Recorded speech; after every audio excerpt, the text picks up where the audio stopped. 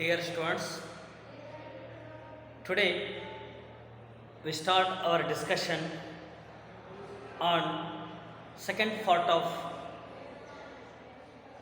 your economics, that is the Indian economic development.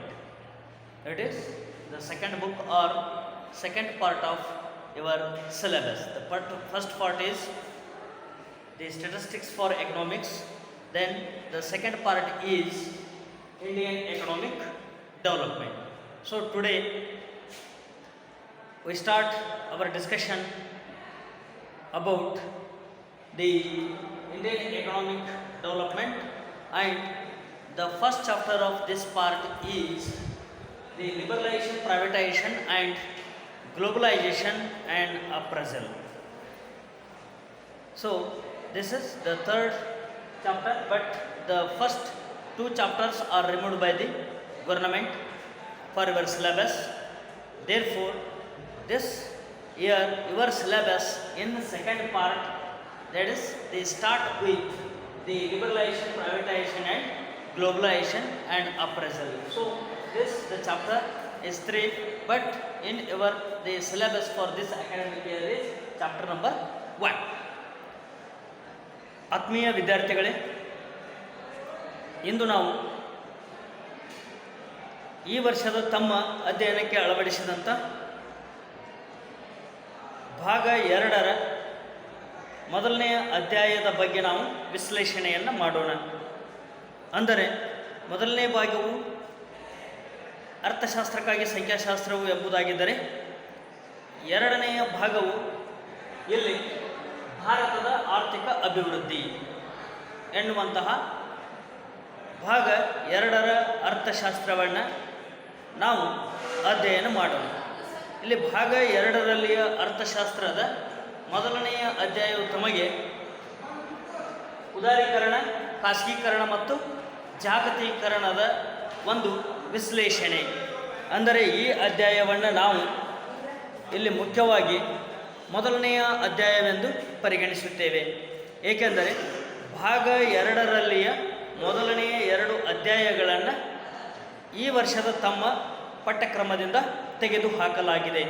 ಹೀಗಾಗಿ ನಾವು ಅಧ್ಯಾಯ 3ನ್ನು ಅಧ್ಯಾಯ 1 ಇಲ್ಲಿ ಉದಾರೀಕರಣ, ಖಾಸಗೀಕರಣ ಮತ್ತು ಜಾಗತೀಕರಣದ ಒಂದು ವಿಶ್ಲೇಷಣೆಯನ್ನು ಮಾಡುತ್ತಾ ಹೋಗೋಣ.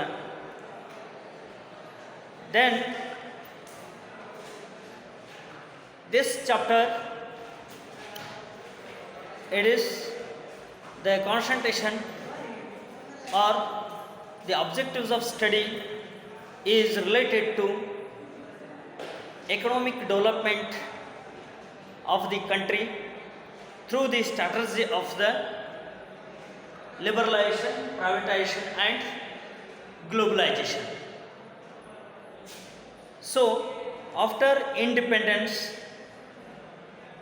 the India followed the mixed economy framework by combining the advantages of capitalistic economic system and the socialistic economic system. So combining these two, the India is now followed a mixed economic pattern. Then some scholars argue that over the years this policy regulated in the establishment of a variety of rules and laws which were they aimed at controlling and regulating the economy. It means the system of the mixed economy gradually, which is the controlling and regulating the economic the development in our country by passing some rules and the laws, then ended up instead in hampering the process of growth and development. The number of the rules and laws and regulations which they hampering the process of growth and development. Then others or some the scholars opened that India which started this the strategy or the developmental the path from the nearer the stagnation. Whenever our economy is in the stagnation period, in that time this the system which started as the developmental path. So it has since been able to achieve growth in savings, developed a diversified industrial sector which produce a variety of goods and has experienced the sustained expansions of agricultural output which was ensured food security. According to the economists, it is started in the moment of the stagnation, therefore it takes time to start the development way in the country. So the whatever the measures which taken by the government in mixed economic pattern which helps to development the variety of the goods and the production of variety of goods and diversified industrial development and the development of the agricultural the sector, then agriculture sector which now they giving the food security. So all these are the development taken by this the mixed economic system. ಆತ್ಮೀಯ ವಿದ್ಯಾರ್ಥಿಗಳೇ, ಇಲ್ಲಿ ನಾವು ಈ ಸ್ವಾತಂತ್ರ್ಯ ಕಾಲದ ನಂತರದಲ್ಲಿ ಭಾರತ ತನ್ನ ಆರ್ಥಿಕ ಅಭಿವೃದ್ಧಿಗಾಗಿ ಅಳವಡಿಸಿಕೊಂಡಂಥ ಕೆಲವೊಂದಿಷ್ಟು ಅಂಶಗಳನ್ನು ವಿಶ್ಲೇಷಣೆ ಮಾಡತಕ್ಕಂಥ ಪ್ರಯತ್ನವನ್ನು ಮಾಡಲಾಗಿದೆ. ಅಂದರೆ ನಾವು ಭಾರತವು ಸ್ವಾತಂತ್ರ್ಯ ಹೊಂದಿದ ನಂತರ ಭಾರತದ ಆರ್ಥಿಕ ಅಭಿವೃದ್ಧಿಗಾಗಿ ಇಲ್ಲಿ ನಾವು ಮಿಶ್ರ ಆರ್ಥಿಕ ವ್ಯವಸ್ಥೆಯನ್ನು ಅನುಸರಿಸಿಕೊಂಡು ಹೋಗುತ್ತಿದ್ದೇವೆ. ಅಂದರೆ ಬಂಡವಾಳಶಾಹಿ ಪದ್ಧತಿಯ ಅರ್ಥವ್ಯವಸ್ಥೆ ಮತ್ತು ಸಮಾಜಶಾಹಿ ಅರ್ಥವ್ಯವಸ್ಥೆಯಲ್ಲಿಯ ಒಳ್ಳೆಯ ಗುಣಗಳನ್ನು ಆಯ್ಕೆ ಮಾಡಿಕೊಂಡು ಅವುಗಳ ಮೂಲಕ ಎರಡೂ ಆರ್ಥಿಕ ವ್ಯವಸ್ಥೆಯನ್ನೊಳಗೊಂಡಂಥ ಮಿಶ್ರ ಆರ್ಥಿಕ ವ್ಯವಸ್ಥೆಯನ್ನು ನಾವು ಅನುಸರಿಸುತ್ತಿದ್ದೇವೆ. ಇದರ ಜೊತೆಗೆ ಕ್ರಮೇಣ ಅರ್ಥವ್ಯವಸ್ಥೆಯನ್ನು ಹಿಡಿತದಲ್ಲಿ ಇಟ್ಟುಕೊಳ್ಳತಕ್ಕಂಥ ಕಾನೂನು ನಿಯಮಗಳನ್ನು ಜಾರಿ ಮಾಡಲಾಗಿರುವುದನ್ನು ಹಾಗೂ ಇದಕ್ಕೆ ಪ್ರತಿಯಾಗಿ ನೀತಿ ನಿಯಮಗಳನ್ನು ಬೆಳವಣಿಗೆ ಮತ್ತು ಅಭಿವೃದ್ಧಿ ಪ್ರಕ್ರಿಯೆಗೆ ಅಡ್ಡಿಯನ್ನುಂಟು ಮಾಡಿದವು ಎನ್ನತಕ್ಕಂಥ ಕೆಲವೊಂದಿಷ್ಟು ವಿದ್ವಾಂಸರ ವಾದವನ್ನು ಕೂಡ ನಾವು ಅಧ್ಯಯನ ಮಾಡುತ್ತೇವೆ. ಅಂದರೆ ಯಾವಾಗ ನಾವು ಮಿಶ್ರ ಆರ್ಥಿಕ ವ್ಯವಸ್ಥೆಯ ಅಳವಡಿಸಿಕೊಳ್ಳುವ ಮೂಲಕ ದೇಶದಲ್ಲಿ ಪ್ರಗತಿಯನ್ನು ಸಾಧಿಸುವುದಕ್ಕೆ ಆರಂಭ ಮಾಡಲಾಯಿತು, ಇದಕ್ಕಾಗಿ ಕೆಲವೊಂದಿಷ್ಟು ನೀತಿ ನಿಯಮಗಳನ್ನು ಸರ್ಕಾರ ತೆಗೆದುಕೊಳ್ಳುವ ಮೂಲಕ ಎಲ್ಲಿ ಅಭಿವೃದ್ಧಿಗೆ ಅಡ್ಡಿ ಆಗಿದೆ ಅನ್ನತಕ್ಕಂಥದ್ದು ಕೂಡ ಕೆಲವು ವಿದ್ವಾಂಸರ ಅಭಿಪ್ರಾಯವಾಗಿದೆ. ಇನ್ನು ಕೆಲವರ ಒಂದು ಅಭಿಪ್ರಾಯದ ಪ್ರಕಾರ ಭಾರತವು ತನ್ನ ಅಭಿವೃದ್ಧಿಯ ಪಥವನ್ನು ಅಥವಾ ಯಾತ್ರೆಯನ್ನು ಬಹುತೇಕ ಸ್ಥಗಿತತೆಯ ಹಂತದಿಂದ ಪ್ರಾರಂಭಿಸಿದಾಗಿನಿಂದ ದೇಶದಲ್ಲಿ ಉಳಿತಾಯದಲ್ಲಿ ಬೆಳವಣಿಗೆಯನ್ನು, ವಿವಿಧ ಸರಕುಗಳನ್ನು ಉತ್ಪಾದಿಸ್ತಕ್ಕಂಥ ವೈವಿಧ್ಯಮಯ ಕೈಗಾರಿಕೆಗಳನ್ನು ಮತ್ತು ಆಹಾರ ಭದ್ರತೆಯ ಭರವಸೆಯನ್ನು ನೀಡತಕ್ಕಂಥ ಕೃಷಿ ಉತ್ಪನ್ನದ ಮಟ್ಟದಲ್ಲಿ ವಿಸ್ತರಣೆಯನ್ನು ಸಾಧಿಸಿದೆ ಎಂಬುದು ಕೆಲವರ ವಾದ. ಅಂದರೆ ಇಲ್ಲಿ ಬಂಡವಾಳಶಾಹಿ ಮತ್ತು ಸಮಾಜಶಾಹಿ ಆರ್ಥಿಕ ವ್ಯವಸ್ಥೆಯಲ್ಲಿನ ಕೆಲವೊಂದಿಷ್ಟು ಒಳ್ಳೆಯ ಗುಣಗಳನ್ನು ಆಯ್ಕೆ ಮಾಡಿಕೊಳ್ಳುವ ಮೂಲಕ ಭಾರತ ಅಳವಡಿಸಿಕೊಂಡಂಥ ಮಿಶ್ರ ಆರ್ಥಿಕ ವ್ಯವಸ್ಥೆಯ ಬಗ್ಗೆ ಕೆಲವು ವಿದ್ವಾಂಸರು ಆರ್ಥಿಕ ಅಭಿವೃದ್ಧಿಗೆ ಅಡ್ಡಿಯನ್ನುಂಟು ಮಾಡಿದೆ ಎಂದು ಭಾವಿಸಿದರೆ, ಇನ್ನೂ ಕೆಲವು ಆರ್ಥಿಕ ತಜ್ಞರು ಅಥವಾ ವಿದ್ವಾಂಸರು ಮಿಶ್ರ ಆರ್ಥಿಕ ವ್ಯವಸ್ಥೆಯ ಪರಿಕಲ್ಪನೆಯಿಂದಾಗಿಯೇ ಅಥವಾ ಅಳವಡಿಸಿಕೊಂಡ ನಂತರದಲ್ಲಿ ಭಾರತದ ಆರ್ಥಿಕ ವ್ಯವಸ್ಥೆಯಲ್ಲಿ ಉಳಿತಾಯ, ವೈವಿಧ್ಯಮಯವಾದಂಥ ಕೈಗಾರಿಕೆಗಳ ಬೆಳವಣಿಗೆ ಹಾಗೂ ಕೃಷಿಯಲ್ಲಿ ಬದಲಾವಣೆಗಳು ಉಂಟಾಗಿದೆ ಎಂಬುದನ್ನು ಕೂಡ ಇಲ್ಲಿ ಅಭಿಪ್ರಾಯ ತಿಳಿಸುತ್ತಾರೆ. ಅಂದರೆ ಒಟ್ಟಾರೆಯಾಗಿ ಮಿಶ್ರ ಆರ್ಥಿಕ ವ್ಯವಸ್ಥೆಯ ಬಗ್ಗೆ ವಿದ್ವಾಂಸರಲ್ಲಿ ಈ ದ್ವಂದ್ವ ನೀತಿ ಅಥವಾ ದ್ವಂದ್ವ ಅಭಿಪ್ರಾಯಗಳನ್ನು ನಾವು ಕಾಣಬಹುದು. Then in 1991 India met with an economic crisis relating to its external debt. The government was not able to make repayment on its borrowings from abroad. Foreign exchange reserves, which we generally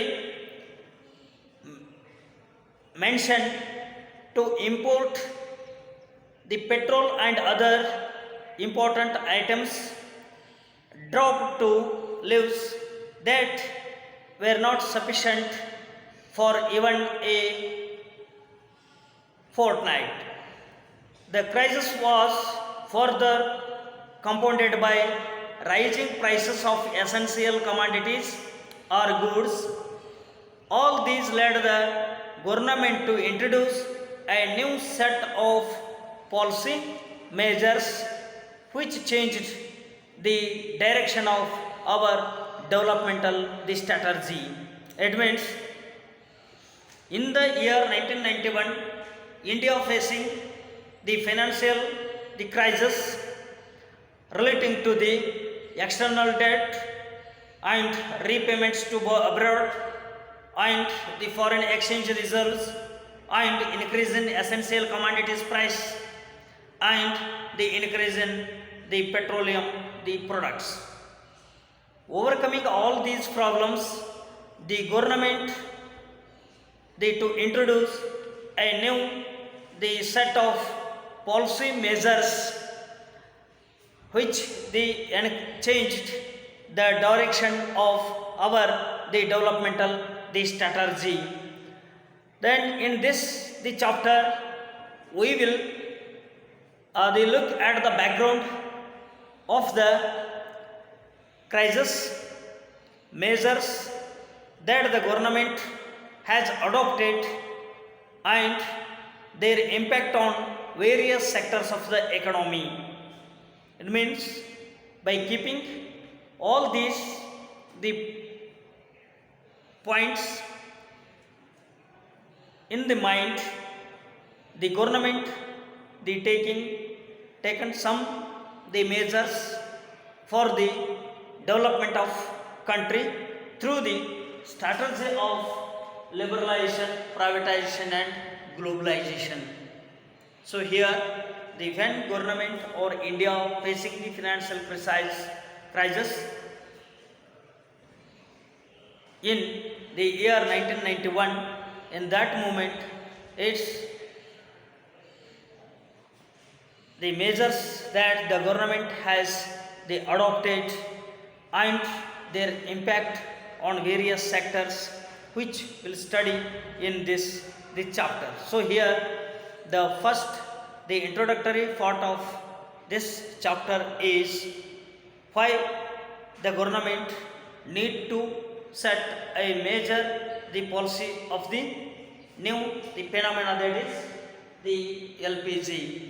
Then another one side, what are the financial crisis which faced in the year 1991.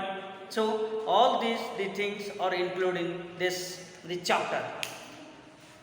ವಿದ್ಯಾರ್ಥಿಗಳೇ, ಇಲ್ಲಿ 1991ರಲ್ಲಿ ಬಾಹ್ಯ ಸಾಲಕ್ಕೆ ಸಂಬಂಧಿಸಿದಂತೆ ಆರ್ಥಿಕ ಬಿಕ್ಕಟ್ಟಿಗೆ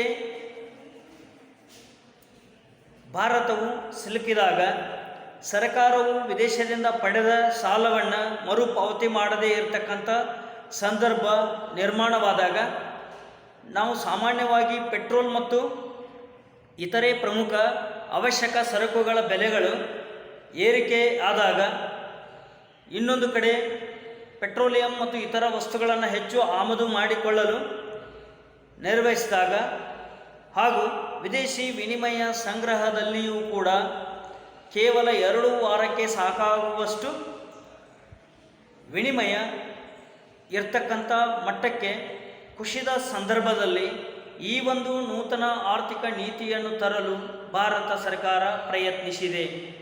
ಅಂದರೆ ಭಾರತವು ವಿದೇಶಕ್ಕೆ ಕೊಡಬೇಕಾದಂಥ ಸಾಲಗಳನ್ನು ಮರುಪಾವತಿ ಮಾಡಲು ವಿಫಲವಾದಾಗ ಅಥವಾ ಭಾರತದಲ್ಲಿ ಅವಶ್ಯಕ ಸರಕುಗಳ ಬೆಲೆಗಳು ಏರಿಕೆಯಾದಾಗ ಹಾಗೂ ಪೆಟ್ರೋಲ್ ಮತ್ತು ಇತರ ವಸ್ತುಗಳನ್ನು ಹೆಚ್ಚು ಆಮದು ಮಾಡಿಕೊಳ್ಳತಕ್ಕಂಥ ಕಠಿಣ ಪರಿಸ್ಥಿತಿಯಲ್ಲಿ ಭಾರತ 1991ರಲ್ಲಿ ಈ ಎಲ್ಲ ಅಂಶಗಳನ್ನು ಗಮನದಲ್ಲಿಟ್ಟುಕೊಂಡು ಸರ್ಕಾರ ಅಭಿವೃದ್ಧಿ ತಂತ್ರವನ್ನು ಅಥವಾ ಅಭಿವೃದ್ಧಿ ತಂತ್ರದ ದಿಕ್ಕನ್ನು ಬದಲಿಸುವಂತಹ ಹೊಸ ನೀತಿ ಕ್ರಮಗಳನ್ನು ಜಾರಿಗೊಳಿಸುವಂತೆ ಮಾಡಿದವು.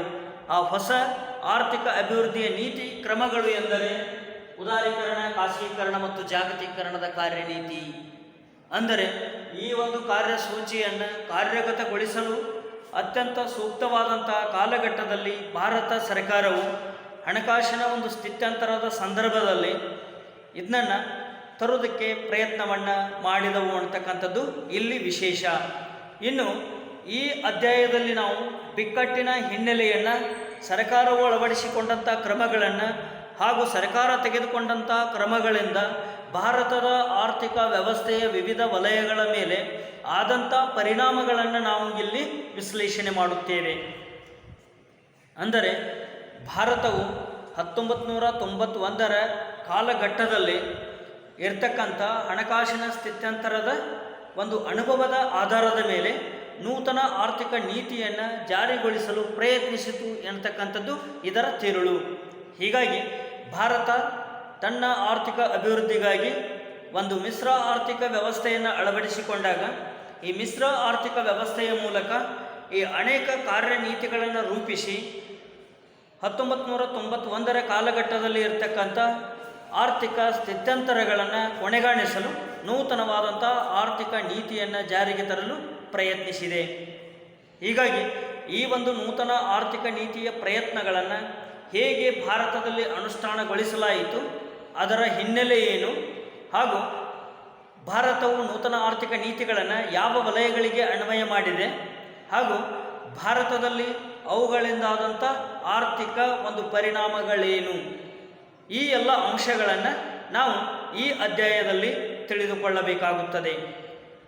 ಹೀಗಾಗಿ ಈ ಅಧ್ಯಾಯದಲ್ಲಿ ನಾವು ನಾಳೆ ಈ ನೂತನ ಆರ್ಥಿಕ ನೀತಿಯ ಹಿನ್ನೆಲೆ ಏನು ಎನ್ನುವುದರ ಬಗ್ಗೆ ಅಧ್ಯಯನ ಮಾಡೋಣ. In this chapter we study the mixed economic, the pattern of our country and the how government adopted new policy measures for the economic development of our nation by using the new strategy, that is the liberalization, privatization and globalization, and how its impact is on the several sectors of our economy. All these the aspects are discussed in the chapter. So tomorrow we will continue this chapter with background of this new economic policy, that is the LPG. Tomorrow we will continue the chapter with background.